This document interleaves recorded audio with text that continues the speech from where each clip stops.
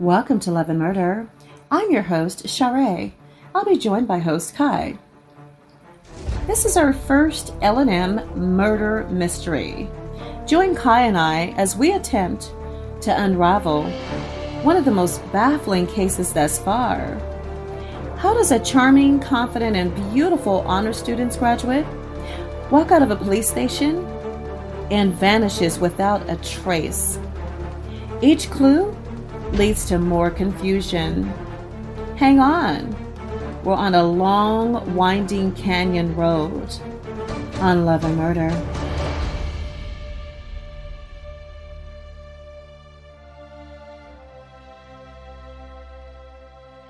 Good evening, everyone. Welcome to a new episode of Love and Murder. I am your host, Ky, along with my illustrious host, Char! Hello, everyone. Yay! We're back. So, what our show is about is we usually discuss relationship crime gone terribly wrong. And when I say terribly wrong, Char, how wrong do I mean? She means dead wrong. Dead wrong. So, our show, like I said, discusses relationship crime, whether it's marriage, mother-daughter, father-mother, whatever. Father-mother, husband-wife. Ooh, that's weird. Husband-wife, child-parent. But it always turns, it's the family. Some part of the family did some kind of crime against each other. But tonight, we're doing a different kind of relationship crime. So, in lieu of the mystery of Gabby Pepito, who's in the news now, which the headlines, everywhere. They found her body, but they still haven't found who's done it. They're thinking it's her fiance, but they can't find him to question him. So, in lieu of this mystery that's going on right now, we're going to discuss another mystery. We're actually going to talk about the story of Mitrice Richardson. So this is what we're going to talk about tonight. Now, we're just going to do our intro real quick. And also, I want to point out that right now, I am sick. So, you are going to get a raw episode. The only editing that's going to be done tonight is I'm going to splice the two recordings together. But look, if we cough, if we sneeze, if we make an error in this show, you're getting it all tonight. Because I am too sick to edit anything. But I know y'all are waiting for the show to be put out, so a show is going to be put out. I really hope y'all like this, even though raw and uncut Love and Murder. I don't know. I think it's good because at least it proves to all of our listeners and fans we are real. So we are. I know it was too good to be true that we're real, but we. So I'm going to tell you for the beginning, forgive all the bumps and bruises and everything like that. But this is what you're getting. So, our intro. Check us out. Check out our podcast on Stitcher, Apple Podcasts, or wherever you get your podcasts. Normally, you can hear us on TuneIn. You can hear us on, like I said, Stitcher. Our podcast, our normal seat is on Spreaker, but you can hear us wherever you get your podcasts. Follow us on social media. The links will be in the bio below, in the show notes below, wherever below. And we'll also say it at the end of the show. I don't like taking up the beginning of the show with it. So you could either look below and get the links easily, or if you just want to hear me say it because you just like my voice and my lisping and everything like that, then you can wait till the end of the show where I will be saying this. Now, if you want bonus episodes of the craziest true crime stories, relationship Q&A, relationship advice, relationship stories, or Char's crazy life stories, then go ahead and follow us on YouTube. And again, the link will be below. We're starting to bring that to you in the very near future on our YouTube. So go ahead and subscribe to us on YouTube. If you've listened to our show before and you like it, please go to Apple Podcasts, hit that purple button, and give us 1, 2, 3, 4, 5 stars. 5 stars. And say whatever you want in the description. And it helps bring us up in the chart, and it helps everybody find us and be able to, discuss the episode more with y'all. So, now, on to the show. Like I said, tonight we're going to talk about the story of Mitrice Richardson. Mitrice Levant Richardson was born on April 30th, 1985 in Los Angeles, California. Her parents are Latrice Sutton and Michael Richardson. They were actually in high school when she was born. And what happened is while they went to school, her grandmother Mildred babysat Mitrice. So she was around her grandmother a lot. When she was young, like around 5 years old, her mother married Larry Sutton, and then they ended up relocating to Covina, California. Mitrice actually had a really good childhood. She excelled at school. She was really, really smart. She did her work. She wasn't lazy. She was a good child. And, growing up in high school and everything like that, everyone, even her friends, counted on her to make good choices. And, she gave good advice. She didn't give advice like, girl, if he cheated on you, go key his car. You know what I'm saying? She'd just be like, yeah, exactly. leave him. So they all counted on her to give good advice and everything. After she graduated from high school, she ended up attending Cal State University at Fullerton, California, because this particular campus, was closer to where her grandmother lived. And in a very mature way, she decided to move in with her grandmother as opposed to living on campus. And just like in high school, Mitrice really excelled in college, and she usually had a really good GPA. In fact, her GPA was 4.0. I think it could get better than that, perfect. Because I've seen people with like 4.1, which I don't know how you do that, but. Oh, okay. Yeah, I thought it was 4.0 as well. Yeah, 4.0 is the highest, but some people get even higher than that. Again, I don't know how that's achieved. I guess extra credit and stuff. I don't know. But in 2008, she graduated with a bachelor's in psychology and with honors, so that's really great. And she planned on furthering her education with a master's degree, again in psychology. But first she wanted to just, get a little bit of money, and she wanted to save some money, just wanted to have some money to play around with and everything like that. So she started working just a couple of jobs, and, this was just, like I said, so she could save up her money. So she wouldn't really have to worry about that while she was going for her master's degree. Now, she worked at a shipping company, and I know she worked at like a dancer, a go-go dancer. Okay, Char, tell me, what's the difference between, why are you laughing? Why do you think I'm like the resident Jezebel? She just figured Char would know. Yes, I probably would know. I did live in Vegas for 17 years off and on. Go ahead. What's the question? What's the difference between a stripper and a go-go dancer? Oh, that's an easy one, Ky. I was actually hired to be both. Never stripped. Wanted to go dance. Then it didn't fit my schedule, but that worked better for me. It's a lot more morally compassed, if you will. I accepted that. But let me tell you what it is. It's very simple. Clothes and little to no clothes. Okay, no, I take that back. Go-go dancer is very little clothes, very little clothing, very sexy clothing, something very skimpy and enticing. But a stripper is going to either start out with very skimpy clothes and end up with less clothes, like maybe just their panties and no bra. And then there is also completely nude, dancers. Okay, because I was about to say, I thought strippers got naked, but I guess you have two different types. I don't know. Oh, you definitely have two different types. Like, for example, in the whole state of Alaska, I was told by many people that do this that most of I guess the majority of the strip clubs there, or maybe all of them, they're completely nude.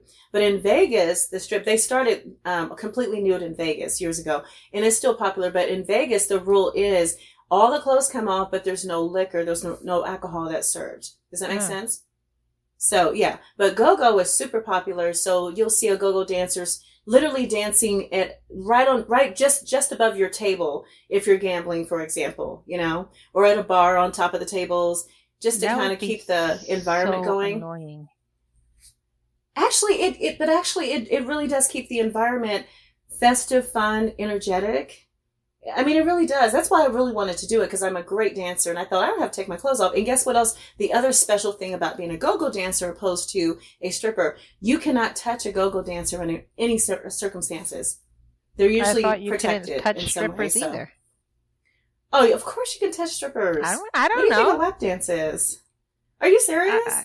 Of course you can touch strippers. Yes, that's what a lap dance is. Oh, lap dance. Walk, Yeah. I mean, yeah. I guess, but I was No, thinking but that is no. I was thinking a lap dance is at the strippers, not at their request, but they made the decision to do it.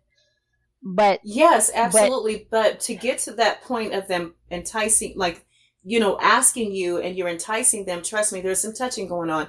Not too much because you're not going to do the dance until they pay. But trust me, yeah. Some strippers do a lot more than that in the VIP room, but we'll talk about that on another show. Okay. Well, I Yeah. didn't know that. Mm-hmm. So she was working at a shipping company and she was working as a go-go dancer. While she was doing that, she met a young lady named Tessa Moon. So they started growing close. They started hanging out as friends and everything like that. And then they started dating. The relationship lasted 2 years and then they ended up breaking up. And Mitrice's family said that she took the breakup really, really hard. And after a bit, she started acting really weird. She started acting like really unlike herself and just like really weird. She stopped hanging out with her friends and family, which that could just be depression from a breakup. I mean, you break up. Well, that's what I was thinking. Yeah, too. you break It's up with normal. someone, you don't want to hang around anybody. You're just sad. Mm-hmm. But then she started posting weird things to like her social media and in her journal. And even if you look at her journal, her handwriting in her journal would change from clean. Like she used to write this like really, really neat, really, really pretty handwriting. And it changed from that to like this messy, illegible font that, that's never ever been her writing style. And like So she took pride in her penmanship. yeah, and if you look at her journal, like sometimes even within like the same sentence, it would be neat and then change into like the scribbly font and then it would be neat again. And she would even text weird things like, okay, I obtained a sample of like a conversation between her and her mother. So it starts off, Latrice, you have to tell me what's going on with you. So this is her mother, Latrice. You have to tell me what's going on with you. You've been somewhat elusive and philosophical. Tell me what's up. Have you found yourself in a state of sadness? Are you crying without reason or understanding? I'm concerned. Help me understand what's going on with you. Are you feeling lost, helpless, alone, rejected? And Mitrice replied, I'm writing a book, my journal, because you told me I can be anything I wanted. You told me I was Miss America. You told me I was America's next top model. Now, do you know what I want to be when I grow up? Miss Mother Nature. Because Miss America is a fake-ass joke along with everything else we quote-unquote see. So I'm trying to find my way to Michelle Obama to see if she will talk to Mr. Obama about creating my position within the White House. And then after her mom got that text, she said, call me, exclamation point. To which Mitrice replied, I feel joy, mommy. Not everyone has to die to live. So this excerpt was taken from LA Mag. Wow, that sounds disturbing. A little delusional even. Yeah, that's what I said. Weird. Yeah. So on Wednesday, September 16, 2009, Mitrice went to work at the shipping company. She was happy and upbeat, and nothing seemed out of the ordinary. This is what was reported by her other workers. Well, not her workers, but the workers around her. Around lunchtime, she left work to seemingly go and eat. However, when her lunch break was over, she never returned to work. Now, this was something that was really out of the ordinary for her, so much so that her coworkers even noticed. Now, your coworkers don't ever notice if you come or go. They really don't care. So for them to notice that Mitrice didn't come back for lunch, that had to tell you that, number one, people really liked her, and number two, she was a really good worker for even her. It's usually like your managers or only your work friends who notices this. You know what I'm saying? Okay, but what did you say? Did you state what type of position she had when she was last seen at this? She wasn't a managerial. It wasn't a managerial position. It was just a worker. So what? So it wasn't at the Go-Go Club. No, this was at the shipping company.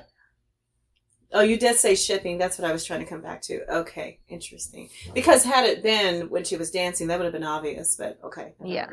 Some weird all this tracking you and stalking you. So, Mitrice did visit her grandmother over her lunch break and changed her normal plans with her. So usually she would have dinner with her grandmother on this day. On this particular day, she would have dinner with her grandmother, but she told her grandmother that she was going to go eat in Malibu with some friends.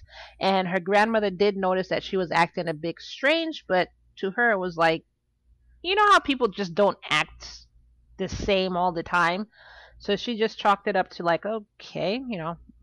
Maybe like a bad day or just going through something personal. Yeah. So she wasn't really worried about it. So they went ahead and said goodbye to each other, and her grandmother told her, be careful on the road to Malibu. You know, stuff that grandmothers say, be careful, call me when you get there, you know, drive the speed limit, all that kind of stuff. So she left her grandmother's and started on her drive to Malibu. Now, surveillance cameras showed that she did arrive a bit after 7 p.m. And when she got to Malibu, she just sat in a park and watched the sunset. Then she got back in her car and went to a restaurant called Jeffrey's with a G, G-E-O, Jeffrey's. Now, the staff and the customers at the restaurant said she was acting, quote-unquote, bizarre. So when she got there, this restaurant has valet service. So the valet asked her to wait at the front of the restaurant while he went and parked the other cars. Now, when he got back, he noticed that Mitrice was in his personal car that he had accidentally left unlocked. So she was just sitting in his car, and he's like, why are you in my car? And like, excuse me. I know, right? You want to get out of my car? Why are you here? And I should be parking your car, but you're in my car. Yeah. So she responded with some nonsense and then began talking about how she thought Michael Jackson was the greatest artist and that she had to avenge his death. And he was like, okay. And then although I do agree with her first statement. Then she went ahead and got out of the car, and she gave the valet her keys, and then she walked into the restaurant. So if I was a valet, I'd have been like, oh my God, what kind of drugs is this girl on? Like, what in the world? Yeah.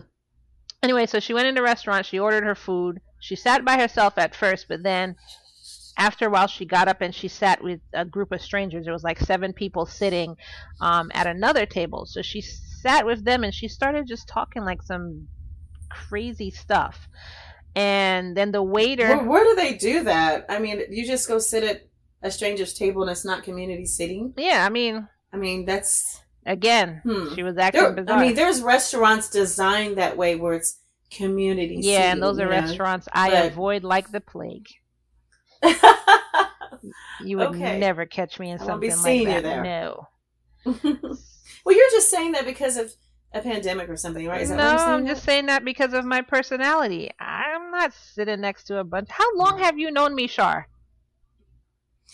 Well, I'm just asking because it's kind of an interesting experience. It's interesting. You get extra large portions and you share it and pass it down. No. Okay. But again, this is before COVID. I don't care before, after, during. It doesn't matter. No. Okay. Let me explain something. First of all, I'm not extroverted. I'm totally not. I'm introverted. So sitting at a table with strangers, totally not for me. Second of all, according to my family, apparently I'm a germaphobe.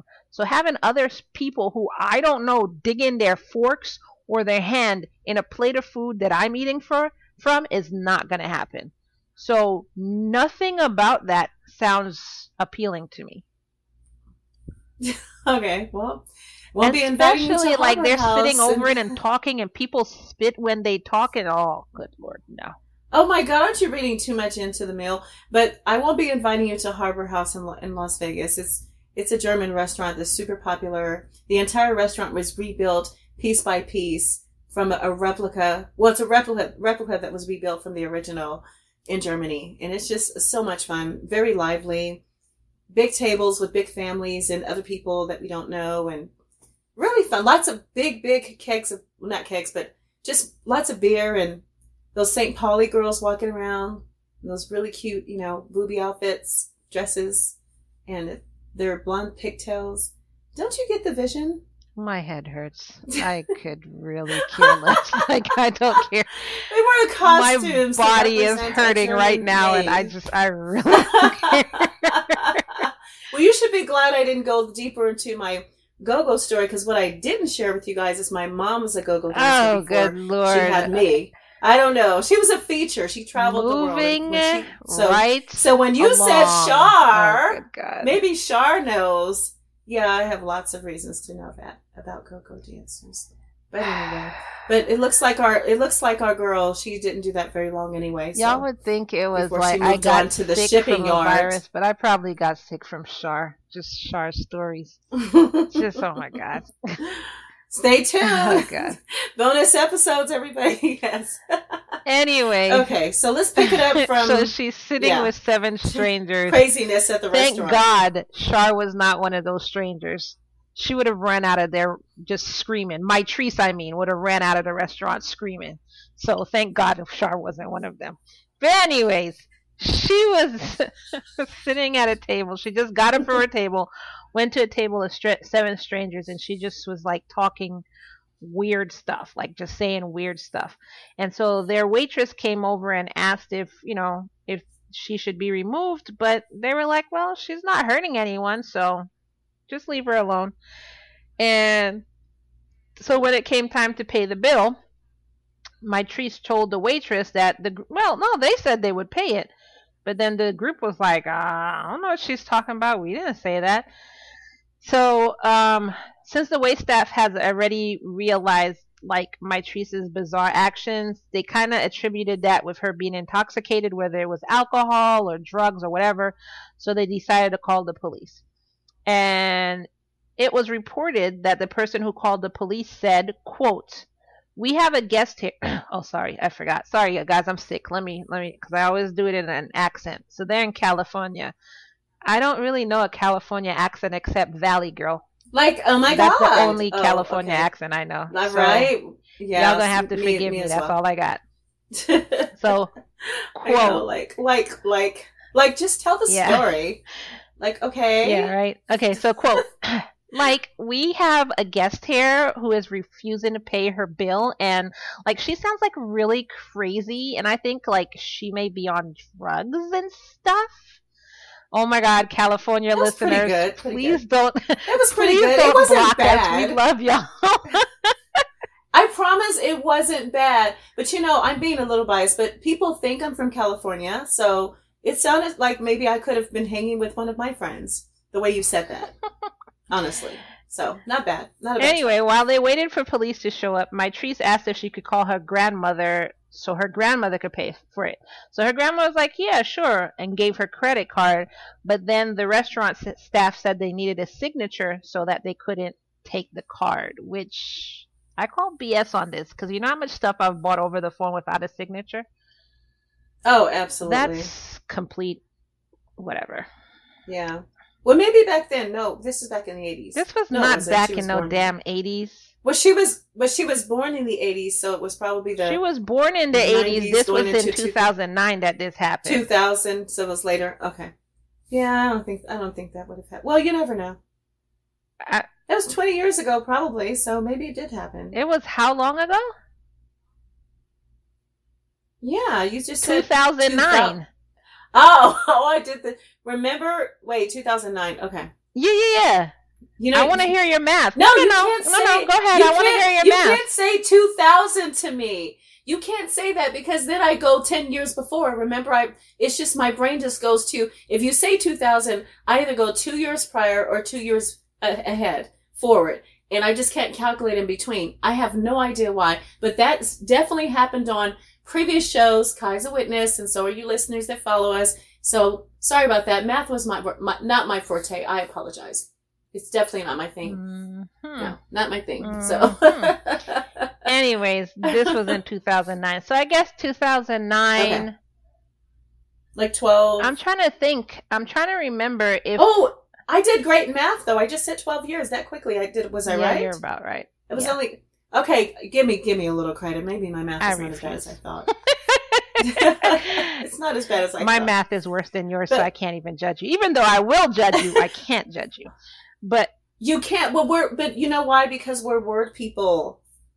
I mean, we're on a radio show and a podcast. Like, we're word people. We're wordsmiths. That's what we do. But either way, we don't know what the rule was back then. Well, that's what I was saying. I'm trying to think if I purchased stuff back then over the phone. I can't remember. I know it was later on that I became more proficient buying stuff over the phone and online and stuff. So maybe, I don't know. Yeah, possibly. Yeah. So anyway, when the police arrived around 9 p.m., they ended up searching her car. And they told her to put her cell phone in her car. Now, during the search, they found less than an ounce of marijuana, and they said nothing else. So, in a website called LA Mag, which is the website I credited above, they said the officers also found partially drunken bottles of alcohol, but I call BS on this and that freaking website because it was, I searched for this, and it's not reported anywhere else ever except for LA Mag. Oh, you're kidding. So I think they're just making up crap. Yeah. Sounds like a little media hype, to sell their magazines. Yeah. I agree with you or on that. to make LA sound good. I don't know. Not saying LA sounds bad, but in this story, the people involved in this story, it just doesn't add up. So anyways, so let's just stick with they found less than an ounce of weed and nothing else. That's what the police said. So then, because she was acting all weird, the police gave her a field sobriety test, which showed that she wasn't intoxicated or under the influence of anything. But they arrested her anyway because the manager of the restaurant wanted to press charges. And so they arrested her on charges of, quote, suspicion of not paying for the meal. Defrauded an officer. Are you kidding me? I didn't even know that was a thing. Crime? I think in California, there's a law that you can call the officers if someone is refusing to pay for their meal or something like that, or if someone says they don't have money. I thought you washed dishes. But in California, I think that's their law. That's a law in California. Listeners, if you know any better, don't hesitate to reach out to us and correct us on that. But anyways. I mean, it sounds ridiculous because I know that it used to be you're washing the dishes. I mean that was back in the day. I don't really think they really do that anymore because they have a dishwasher. You're not going to take the job away from the dishwasher so you can wash dishes. Hey, you go. Yeah, you go home. You don't freaking feed your family. I gotta pay for my meal. I gotta keep myself out of Yeah, I don't think they do that anymore. So anyways, so they arrested her on charges of, quote, suspicion of not paying for a meal, defrauding an officer, and possession of less than an ounce of marijuana. So nowadays, you could have a pound of weed because you're selling it, and no longer is it called drug dealing, it's called a business deal. But whatever. I'm not even going into that. Oh no! Please don't. It's an entirely another exciting show. That's great. Exciting. Well, I mean, if we're talking of that subject for say an hour or so, do you think our listeners wouldn't be really curious to hear? I don't think a lot of people want to hear my stance. Pretty big pastime for a lot of people. I don't think a lot of people want to hear my stance on marijuana. So. I think they'd just be curious. Don't forget, I'm what's called a goody two shoes, so. Anyways, while she was being arrested, officers told her to put, I said that part already. And again, I'm not editing crap, so y'all are getting this. Anyways. Are you sure you're not under the influence of something green right now? And you're just keeping that from all of the listeners? If you're talking about you can vomit, spill the beans, Ky. We won't judge you. If you're talking about vomit, then I may be under the influence of needing to throw up. No, something that comes from trees that are green and it makes you kind of get a little apple flustered. Juice. Okay, never mind. I give up. She really is a goody two shoes, everyone. She proved it. That's it. I've got no more questions. Anyway, then they had her car towed and they detained her and they booked her at the Malibu Lost Hills Sheriff Station, which this was 25 miles away from the restaurant. The police at the station ended up calling Mitrice's mother. Now, I wonder if it was the police. So I heard two things. It says they called her and it said she called looking for her. I'm more apt to believe that Mitrice's mother called looking for her. So That's what I think. So anyway, Okay, they got in I'll go with contact that. with Mitrice's mom. And at that time, she informed them of her mental state and how she'd just been acting like really, really weird, and this wasn't like her, and we don't know what's going on. So by my count, the wait staff told them how she was acting weird, and now her mother told them. So let's see how this was It's handled. confirmation of, Yeah. yeah. So Very strange. Mitrice's mother asked them if she should come out and pick her up. Since it was late, she's like, I can come out and pick her up, but I just need to know if you're going to release her to me instead of me driving all this way and I get there and you're not going to release her to me. And officer said no, right now she's going to be booked, and they promised her that she wouldn't be released until later that morning, because she kept telling them that I can come pick her up. And they were like, no, she's going to be in here. She was like, are you sure? Because I don't want you to let her go and then she ends up missing with her head chopped off somewhere. And they were like, no, Yeah, you can exactly. trust us. We promise that she will not be released until later this morning. So her mom was like, all right, then I'll be there later in the morning to pick her up. And, cool. So, they said that while she was in custody, they did allow her to use the phone, and they said she made 4 phone calls that night, including to her grandmother. The officer said they heard her talking to her grandmother. However, call records would show that, yes, 4 calls went out, but Mitrice's grandmother said that the last time she'd spoken with her was when she was at the restaurant. So, Wow. we'll never know who made these calls, or where these calls went to, because shockingly, they were made from the desk phone of the police station and not the recorded phone lines reserved for prisoners.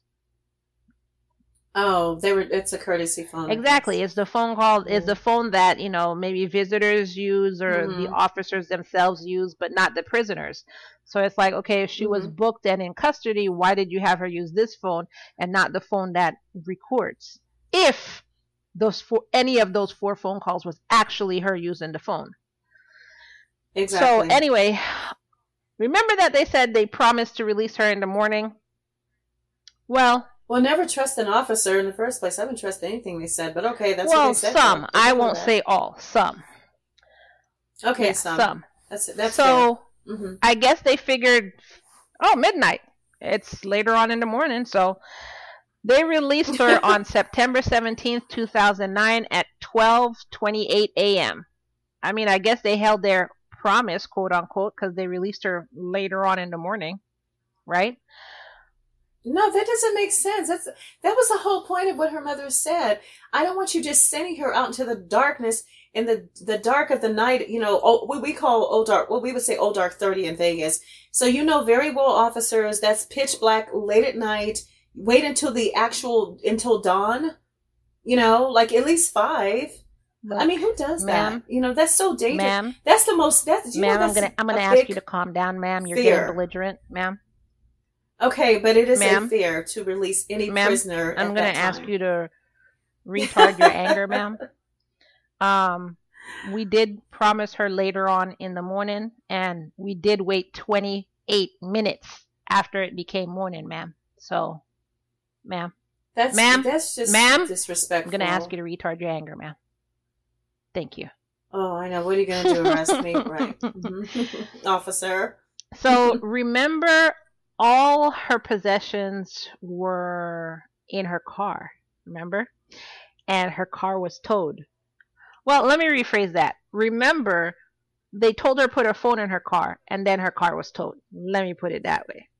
So basically, they let her go with no belongings, didn't offer her a phone call, didn't offer her a ride, and just let her walk into the night. That's what they do. They don't care. Yeah. Officers said that they offered her to wait in the lobby, and like you could sleep in the lobby until your mom gets here, but they said she declined the offer. According to accounts that I read, they said that she said she was going to go meet some friends. And, the officers were like, all right, well, sounds normal to me. Well, bye. Have a good night. Yeah, that does sound normal if that was the case. Yeah, 12:28 a.m. with no car, no phone. I'm just gonna go meet my friends 25 miles from where I was in the first place. Don't live anywhere around here. That sounds normal to somebody who's supposed to be have like a detective kind of mind. No, not Okay. really, because yeah, I should have just waited. Also, I would no have. one called her Yeah. mother to let her know that she was being released early. Just nothing. So, of course, Well, that's standard protocol to do that. So why would they not do Of that? course, a spokesperson for the LA County Sheriff's Department released a statement saying that Mitrice was released from jail because, quote, she exhibited no signs of mental illness or intoxication. She was fine. She's an adult. She had been invited to wait in the lobby, but she declined, end quote. So, Case closed yeah, with case that. closed. Yeah, Oh, that's another case closed, Johnson. Good job. yeah. Let's go get a donut now. So, at 5:30 a.m., Mitrice's mother called to get information on when she would be released, because she's trying to get a step on to, I need to leave the house, get her, blah blah blah. What time do I need to leave? What time is she being released? Instead, she was told that Mitrice had already been released. Can you imagine that? Can you imagine you called to find out when your child was going to be released, Char, and they said, "Oh no, she's gone already, or he's gone already, since you have a boy." Can you just imagine Yeah, just you know that sound they have on TV where it's just beep, like that? That's kind of the yeah. sound that would start going through your head. Like you just have white noise, like you wouldn't hear anything else. Okay, I wouldn't panic until they. You wouldn't? Let me I tell you would. why. No, no, no, no, no. Let me tell you why. It's if they just made that one statement that he or she's been released, I'm not going to panic until I ask you by who. Who came to get this person, and did they, they have to sign the books. They can't just pick you up. So if they said, "Oh, we don't know," then I'm panicking. I don't think you Then I hear the white noise. I don't trust anybody. No, but think about it. If they just say that someone's been released, you know that your son or daughter could have friends, of course. But tell me who this person is. Did they sign the books and I know that they've been released? And then, it doesn't prove anything. Chicken scratch can be on the books. But if they just simply said, "We don't know," oh, that would really upset me. Let me tell you what I would have done. Not saying concerned. Mitrice's mom was wrong, because she was correct in the way she handled this, but let me tell you what I would have done. Yeah. My child's at the jail. Oh, she's going to be released in the morning. Cool. Got it. I'm driving out there. I'll sleep in the parking lot. Well, that's what I was going to say. Honestly, I would have checked myself into one of those I wouldn't have checked myself into anywhere. You get like 4 hours. Sat right outside the freaking police station. I'm not checking in anywhere. I'm going to sit across the street so they can't say, "Oh, you need to move your car," or anything. I'm going to sit across the street and I'm going to wait. And that's it. But again, I guess this is just what I would have done. I'm not judging Mitrice's mom, because she did what she was supposed to do. She found her daughter, in terms of called around, found the police station, talked to them, got assurance from the police. All the right questions. Yes, she did everything she was supposed to do. I'm just crazy, so don't think I'm talking about her mom. So anyway, so she was told that Mitrice had been released, and this made Latrice, her mom, very worried, as it had already been five hours, because she was released at 12:28 and it's 5:30. That's exactly 5 hours and 2 minutes that had already passed, and she hadn't heard from her daughter. It's not like her daughter called her and said, "Yeah, Mom, I'm out. Can you come get me? I'm calling from a payphone or some stranger's phone or whatever." She hadn't heard from her daughter. So, of course, as any mother would, she starts calling around to everybody, asking them if they'd heard from her, but no one had heard from her. So, at 6:30 a.m., Mitrice was spotted in Bill Smith's backyard. Now, Bill Smith was a former KTLA news anchor who lived in Monte Nindo. And Monte Nindo was about 6 miles away from the Sarah station. So she walked freaking 6 miles from 12:30 to 6:30. So who knows what she did in between that. But anyway, when Bill Smith opened his window and asked Mitrice if she was okay, she told him that she was just resting. And Bill was like, "Okay," and then called the police. So when he returned to look outside, Mitrice was already gone. So why did he just invite her in the house? I don't understand. Was she on the step? What do you I don't mean? know. I He just know looked she was outside. out. She was in his lawn, basically. That's weird. That's weird on all levels. Why would you? If someone's on your lawn even that early in the morning, and clearly she was probably panting from walking 6 miles. She probably looked haggard. Like I would offer you a glass of water. You want to sit on the couch? Do you need a Are ride? you What do you crazy? need? Good Lord, Well, I'm didn't he gonna be know? I'm He gonna didn't be know doing a her. show Oh. on Char in the future. No, no. I'm thinking that she knew this person. This is just some witness No, that it's saw just her some outside. dude. She was just Oh. in front of some dude's yard. Oh yeah, I would. I probably. Well, still. I'm not But why would offering you allow? shit. Why would someone be You're on your lucky he opened the property? window and said, "What are you doing?" Because I'm not doing that either. We could have called the police. He did call the police after he asked her if she was okay. He called the police. So the Okay. cops, just being quick responders, came out and searched the premises 48 hours later. But no signs of her was found.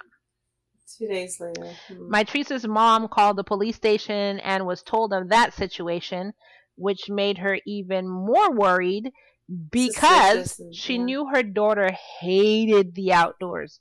And even more than she hated the outdoors, she hated walking.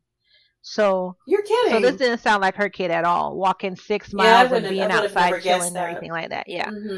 So when the cops came to the house to investigate, 2 days later, they decided that they weren't going to use scent tracking dogs at all. Let me rephrase that. They refused to use scent tracking dogs. So they couldn't figure out how she got from the police station to Bill's house. I don't want to say they couldn't. They didn't want to. So they assumed that they didn't want to find out how she got from the police station there. So they refused to use scent tracking dogs because they could have just taken those dogs and searched from her from his house to wherever she was. Yeah, of course. Yeah. They found shoe prints, which told a story that Mitrice had started walking and then just suddenly out of nowhere started running towards this place called Dark Creek and Dark Canyon, which... That time of the night? No, it's 6:30 in the morning now. Like why? Oh, that's true. But why are you running towards a camp? Oh, okay. Well, it wasn't dark anymore. I'm just getting this weird visual. It's almost Halloween. Which they also decided not to search. They decided the direction she was going. They were just like, oh, she went that way. All right, boys, let's pack it up and go home. They just decided not to search. Everyone in that department is fired. They're so fired. Well, just listen to the story. So, like I said, after this, they hung up their search and they actually reassigned her case. First, they sent it to LAPD's Missing Persons Unit, and then they reassigned it again to LAPD's Robbery Homicide Unit. Now, my question is, why did they send it to the Robbery Homicide Department? This had nothing to do with Mitrice's case. It wasn't a homicide, it had nothing and to she do. didn't. It wasn't a she homicide didn't rob or a robbery. anything. So why send it to that department? Once again, they're all fired. I just made that statement. Yeah. Everyone in the entire department. So it was reported that the LAPD decided that Mitrice they just decided out of the blue that Mitrice had a manic episode which was brought on by bipolar disorder. That was too many bys in the same sentence. So, somehow they're psychologists and they just figured that out. Yeah, because we've never mentioned being diagnosed before, so something tells me she was not. Now, it was just their assumption. Remember when I said they searched her car and they found nothing? Remember? They found Prozac? Huh? Well, you said they found nothing. I'm thinking maybe they did find Prozac for her so-called disorder. No, you did say they found nothing. I said they found nothing except for the less than an ounce of marijuana. And the LA Mag claimed that they found all these open bottles drank of alcohol, whatever. Anyways, well, when the LAPD searched the car, now they found her wallet, they found her cell phone, but we knew her cell phone was in there. They found her ATM card, and they found enough money to cover her meal. So how come they found that, but the other officers didn't? Oh, there's a cover-up going on here. Oh my gosh, this is crazy. This story is really twisted.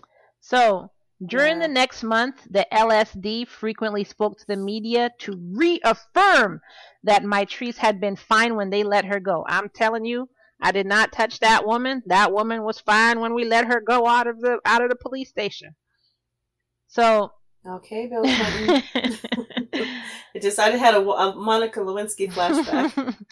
I did not have sexual relations. So with as a woman. mother, you're not getting anything from them, but you know she was in a police station. So what would you ask the police station for? Wow. I'm asking you, what would you ask the police station for?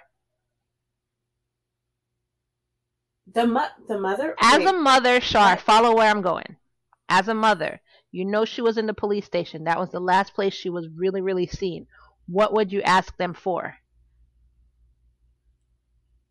Well, I mean, of course, where's my daughter? But Mitrice's mother asked the police station for the footage of Mitrice at the station because every police station has video cameras.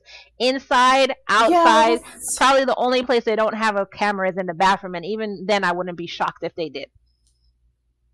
Okay, but they can still prove that she was processed, though, and released. Well, because her mother wanted to see footage, which I could dig it. Okay. Yeah. To which she got the response. Video camera. So basically, she was told that there was no footage. Now, answer me this: in which police station do you know where they don't record everything that's going on inside and outside? Not a one. Exactly. Everything's recorded. Everything, just for that reason. Because, yeah. So there's a lot of foul play here because. And I don't, it almost, you know what? This is just my theory. I have no clue about this case. But I feel like the police officers are involved somehow. Because everything they said didn't happen. It was the opposite of the truth. Or at least what we can prove. And then for them to say there was no footage too, I think it was a cover-up in some way. Well. You know? And we don't even really know when she was actually released at that point. Well, wait for the rest of the story, Char. Anyways, so 4 months of fighting with the police station, and Mitrice was suddenly told that, wait a second, what were we thinking? There was actually a video. I forgot. We do have cameras here, and I don't know what we were thinking, but I completely forgot, but there's actually a video. But you know what? I have to level with you. I have to be honest with you. Quote, due to technical difficulties, unquote, it's going to take us another 3 months before we can send this to you.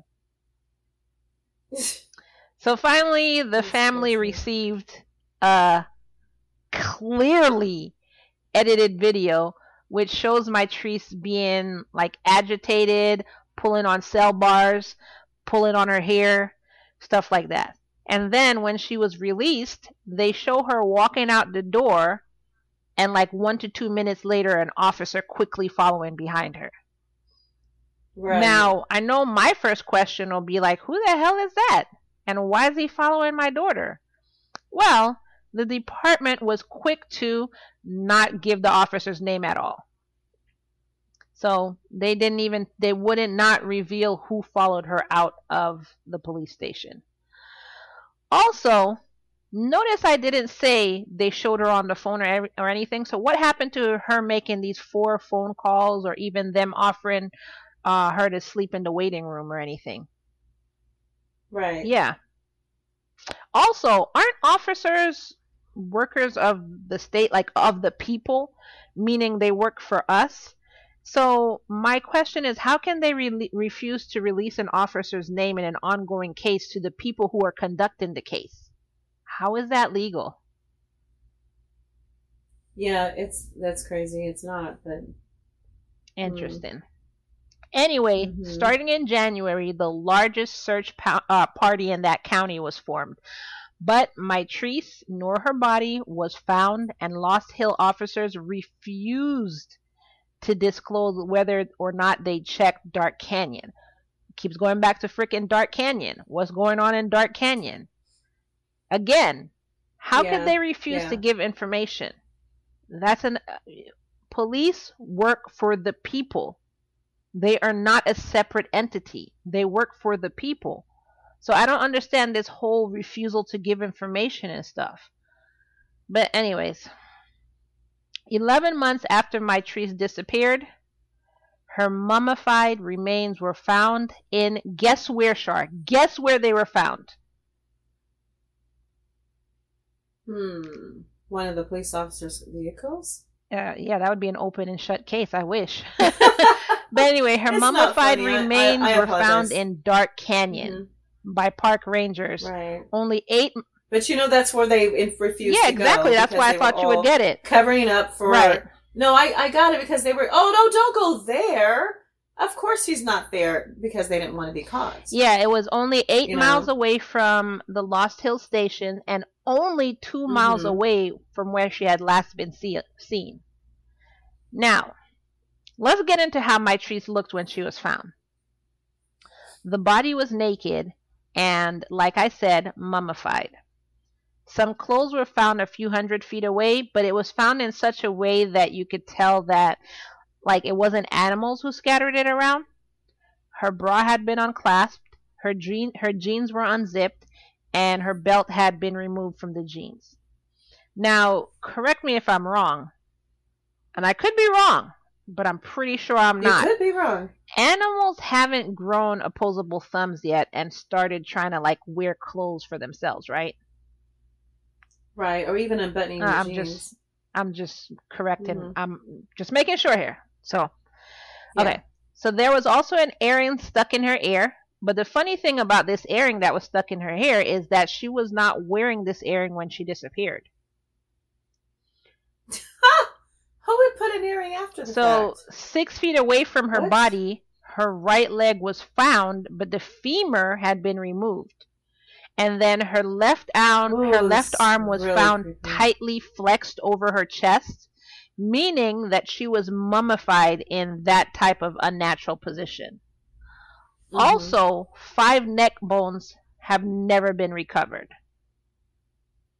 Nothing that was found had any sign of animal involvement whatsoever. Now, an hour and a half after the rangers called in the body, a Lost Hills deputy arrived at the scene. After about an hour and a half, the coroner was called. Now, to us that sounds like, oh, okay, well, the coroner was called. But the weird thing about this is that state codes state that when a body is found, the coroner has to immediately be contacted. Because right. Yeah, so why did it take so long to call the coroner? The police officer got there. What were you doing for a whole hour and a half before you called the coroner?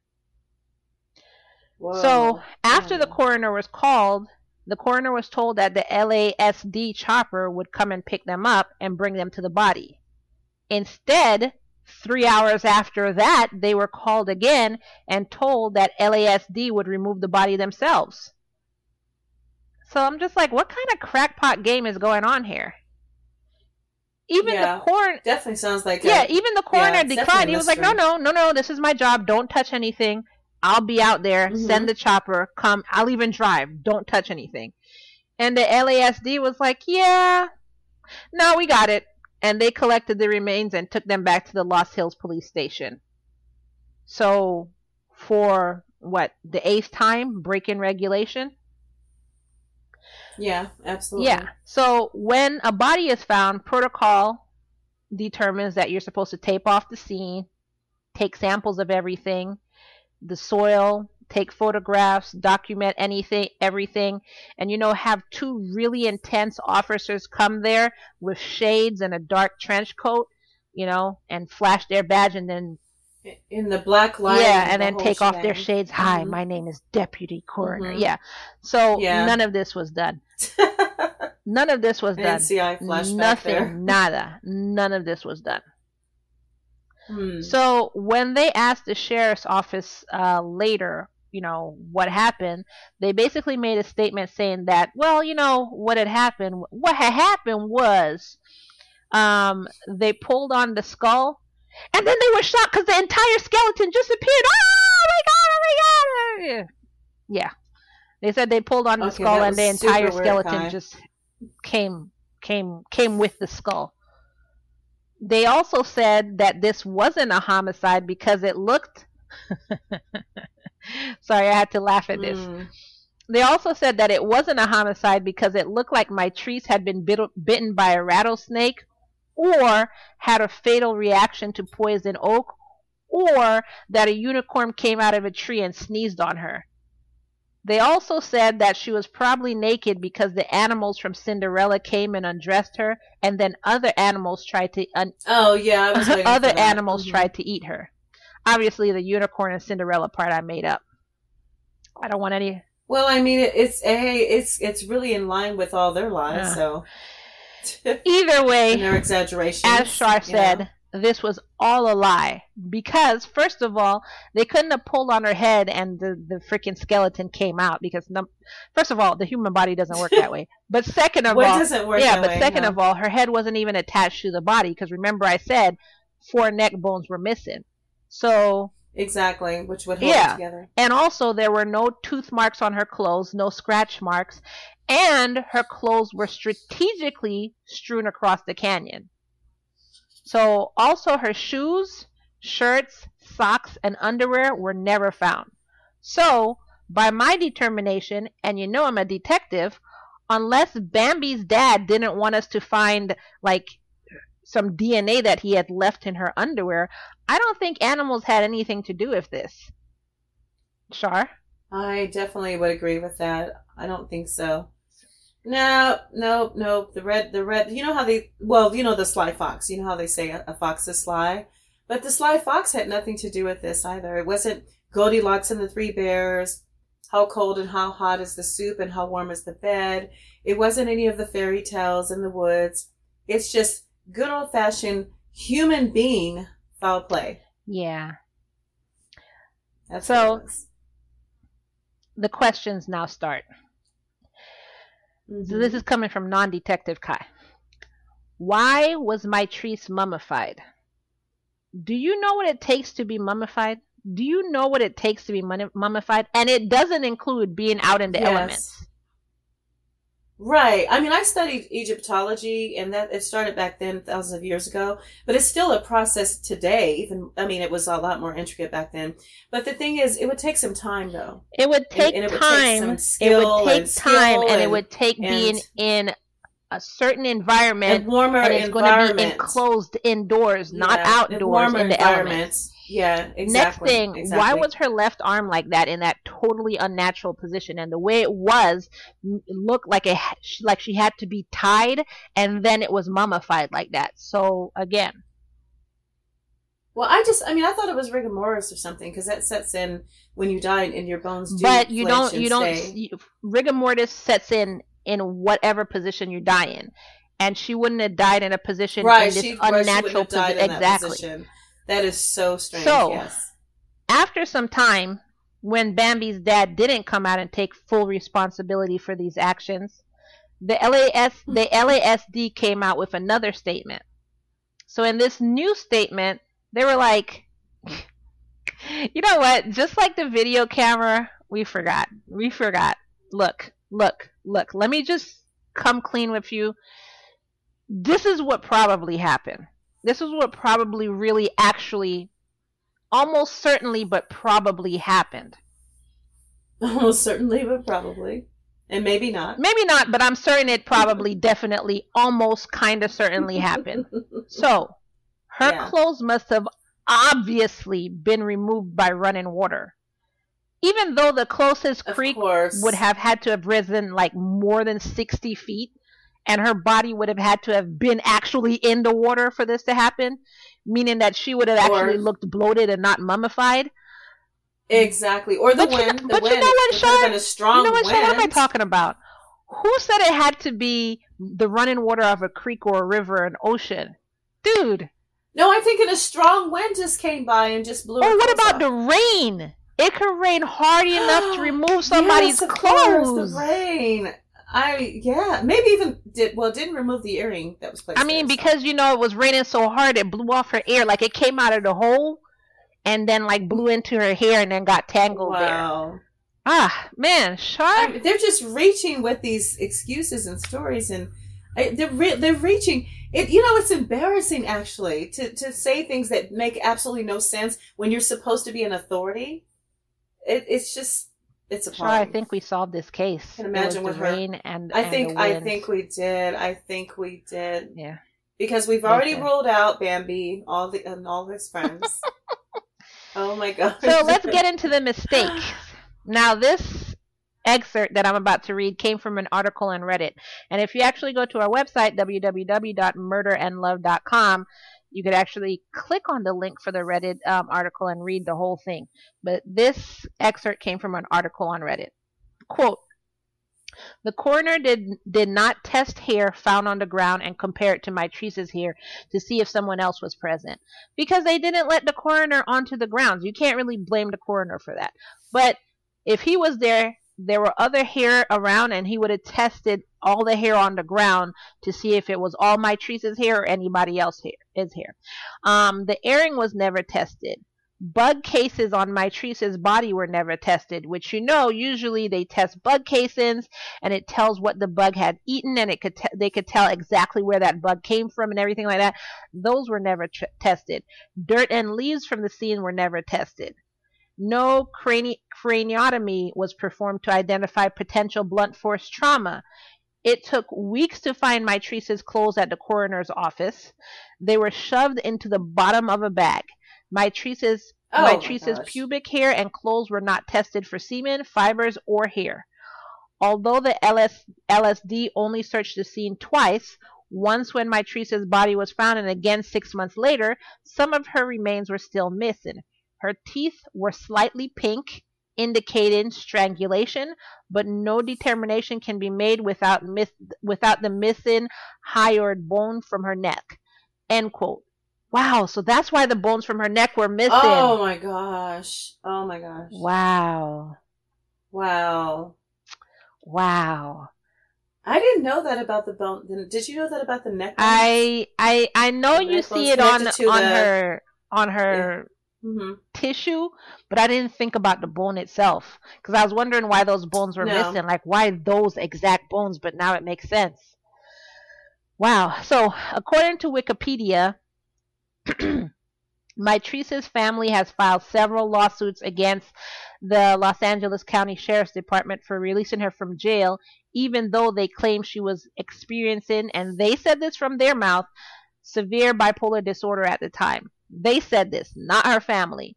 In 2011, her parents sued the police station, and they sued separately, and they were each awarded $450,000, which doesn't bring back your child. What? Yeah. $450,000 to each, the mother and the father. That is insulting. But still, it doesn't care. I don't care if you gave me $1 billion. It doesn't make any difference. It's the entire story is insulting. Because you can't pay me. It's priceless. Yeah. It's my child. Are you kidding me? But the fact that it was so low, it just really doesn't sit right either. It's just like, come on now.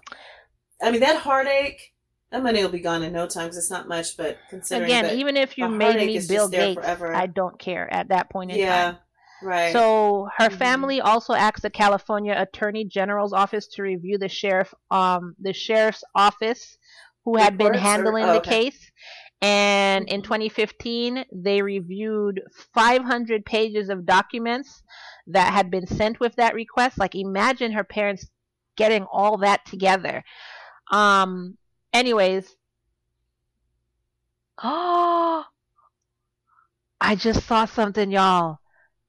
The Office of California, then Attorney General Kamala Harris. You're kidding. Not kidding. Wow. Replied that it had not found any grounds for criminal charges against the sheriff or his deputies. Dude. Are you crapping me right now? Oh, no. Dude. That's a scandal in itself. That's like a political scandal. I can't even believe it. Because she would have never known which position she'd be in now. So maybe when people do a little dirt in their past, they never expect it to come back to haunt them. Okay, I've got to do a post on that. Oh my I'm just God. putting that out there as a And then it says disclaimer, the because that's Attorney General's terrible. office also said they found no evidence that I can't speak. They found no evidence that the sheriff's office had mishandled Mitrice's family's complaints, and they had done nothing wrong. Then in January of 2016, okay, that's crazy. The California Attorney General's office reversed itself and said that it was going to start a criminal investigation of the case. They did that investigation for a year because December 30th, 2016, the Attorney General's office concluded that there was insufficient evidence to support criminal prosecution of anyone involved in handling the case. So there's a lot of people that are involved in this cover-up. There's a lot of people. I mean, I don't know what the point was, but it seems like they're all in it. They're all in on it, and I mean, including Kamala, according to the reports, because you know there was a lot of evidence. There was mounds and mounds of mistakes and evidence. Yes, I mean, no one that's really sincere about wanting to solve the case would say something like that. But look at how long it took this to happen, and you know what? I don't want to get into that. Never mind. I was going to say something, but I don't want to get into that. On everything. So this is crazy. That is the mystery of Mitrice Richardson. I would very much like to know, listeners, what y'all think of this story. And again, I want to apologize because this episode is going to be unedited, so you're going to hear my family closing doors upstairs and walking around. Usually I edit all that out, but I'm sick. It ain't happening. So I want to hear what y'all have to say. What y'all have to say about this story. What do you think happened? Why do you think it's a cover-up? What do you think happened to Mitrice? So come on over to our Facebook fan page. Just really go to our website. You could find our fan page there, or you could search Facebook for Love and Murder fan page, and let's have a chat about it. I would love to hear what you think about it. Let's definitely talk about it. I'd be very curious, Ky, to hear what our listeners have to say about this. Yeah, we do our own justice here in the end. With L&M. So we love to hear you guys do your own justice and share that with us. What do you really think should have happened? What do you think actually happened? And why? Why do you believe so? Why do you believe that, it ended up where it did, and it was never solved, and there was no justice for this girl, this poor woman. Oh my gosh, it's just so appalling just to think about it. It really upsets you. Yeah. We have a lot of cases that get to our bones, but this one, I don't think that, Ky, I don't think we've had a case in which there was so much, like, mounds and mounds of evidence, and yet the entire department is involved, including political leaders at the time, and everyone's against justice. They're against the truth. I don't think we've ever experienced anything quite like this with any of our cases. What you think? Up until now, so. No, we haven't. But we haven't done any mystery cases either. All our cases have all been solved. Well, not to this extent. That's true. They're more so factual, and they're solved. Yeah. Well, this is factual, but they're solved. Yeah. I like to know. I like cases where I know what has happened. But I mean, realistically, you're not always going to get that. And unfortunately, for her parents, her mother, her dad, her grandmother, and her stepdad, they really have been just left in the dark. No answers as to what happened to their child.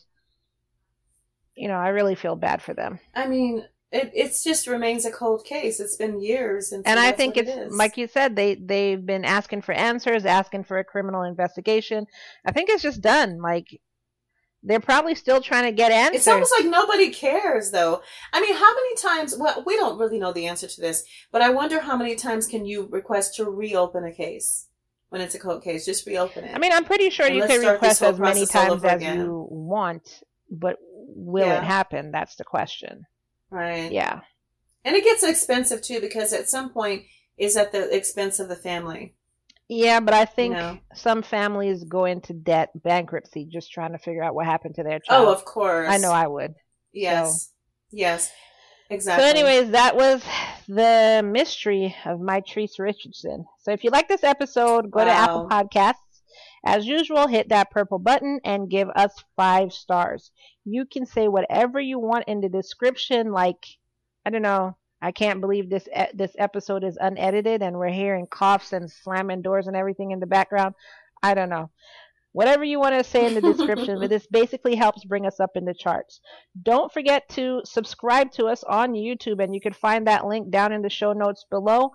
You become a subscriber, and in the very, very near future, you're going to have crazy bonus episodes over there that are for free. If you like hearing our voice, you're going to hear our voice more over there. Do not forget to follow us on social media, facebook.com/relationshipcrime, Instagram at Love Murder Podcast. Like I said, our Facebook fan group, just search Facebook for Love and Murder fan page. You could actually search Google too, because I just searched Google today and our link came up right there. And if you like merch, you like true crime, and you like novelty teas, or you like novelty mugs, then the best place for you to go is to our store, loveandmurder.threadless.com. You could easily find it on our website, www.murderandlove.com. And last but totally not least, the best way and the easiest way and the fastest way and the freest way to support us is by simply sharing this episode. Hit the share icon and share it with your friends on Facebook, on Instagram, on TikTok, on Pinterest, on your WhatsApp, in your text messages. Call your friends and tell them, listen to this episode. Whatever you want to do. But sharing is very easy. Sharing is caring. Tell your dog, tell your neighbor, tell your grandma. But, and I'm telling you right now, if you ever tell Bambi's dad, I'm going to come get you people. Because Bambi's dad was behind all this stuff. She'll do it. Anyways. Oh, wow. That's just, wow. It's crazy. That was a good case. That was very interesting. But how we like to end all our shows is we like to remind our listeners that no matter what happens, remember it's all love and no murder, y'all. Good night. Be safe.